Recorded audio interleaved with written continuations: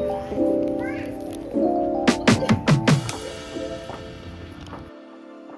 don't know why I do this, but I always start these projects so late at night that now it is almost 11, which maybe that's not super late for people, but it's late for me.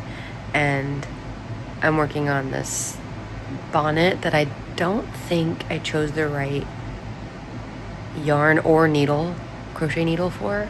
But I'm determined to finish it tonight, so it probably means I'm going to be up for a while. Super. Hi everyone. It's been a super strange start to the year, and so I wanted to create this video to talk a little bit about this pressure we put on ourselves as artists and creators to always be making, always be moving forward. And I felt that really strongly at the start of the year. My mind was full of plans for the spring collection, for my ceramics, and all these different workshops I wanted to plan, and just a lot of different creative projects, and all of that momentum that I thought January and the new year should hold.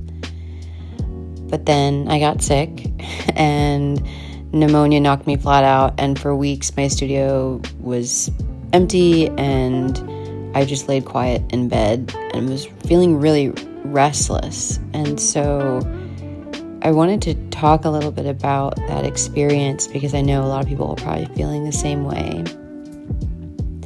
At first I felt that familiar anxiety creep in, the pressure to produce, to keep up with my own expectations, maybe the expectations of other people, because I've talked about these projects with them. But there was also something else underneath it, and it was just this reminder that creative energy, my creative energy, isn't separate from the rest of me. It exists in those quiet moments just as much as it exists in the making. So whether it's, making soup or knitting or watching a film or just making my bed each morning, even when I know I'm going to climb right back in it, these aren't really pauses from creativity. They're just creativity moving at a different tempo.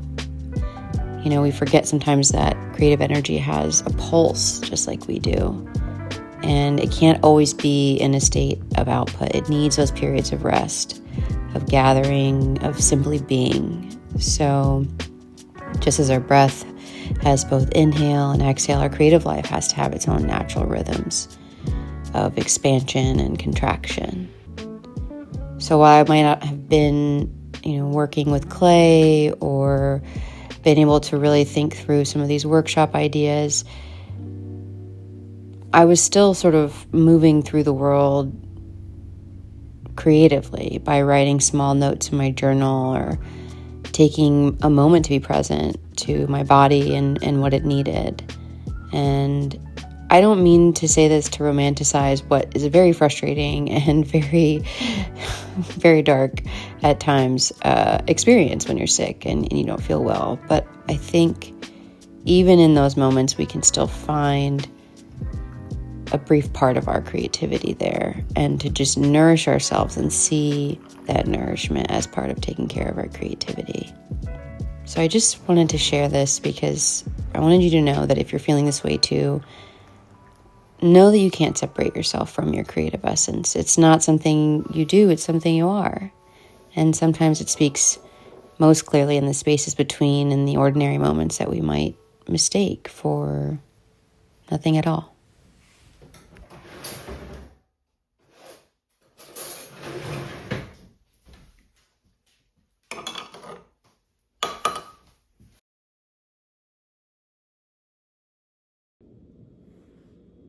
Hi. Okay, so it's feeling a lot nicer out, as you can see. It feels so good. So I'm gonna take Millie down to the beach so she can run around. Ooh, I'm getting blinded. I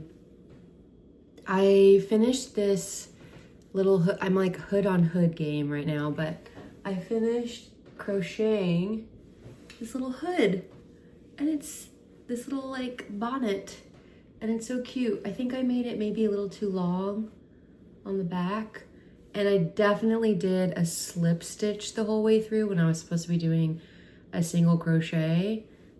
I'm just learning how to do all these things, so while being sick I was very productive. I can show you some other things that I made, but I think she's pretty cute.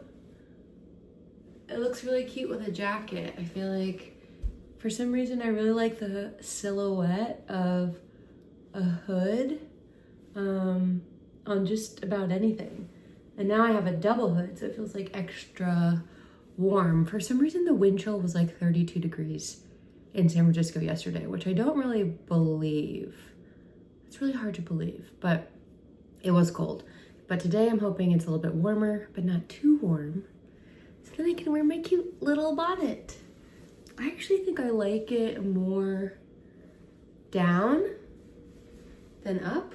It also just like won't really stay up unless I put this green hood on from my hoodie on, but I kind of just like it like this, just really like bunched up.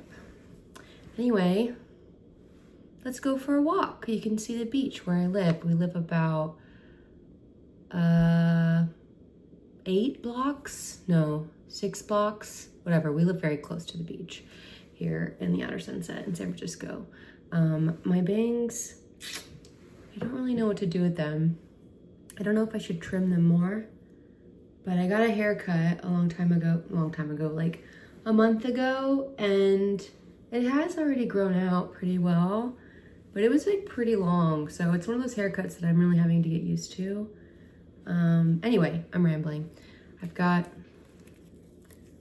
the accessories, little cough drop, pocket full of them. I have tissue. Do I have tissue? I have tissue. Got some treats for Millie. So let's go to the beach. Millie. Wanna go for a walk? Wanna go to the beach? Let's go to the beach.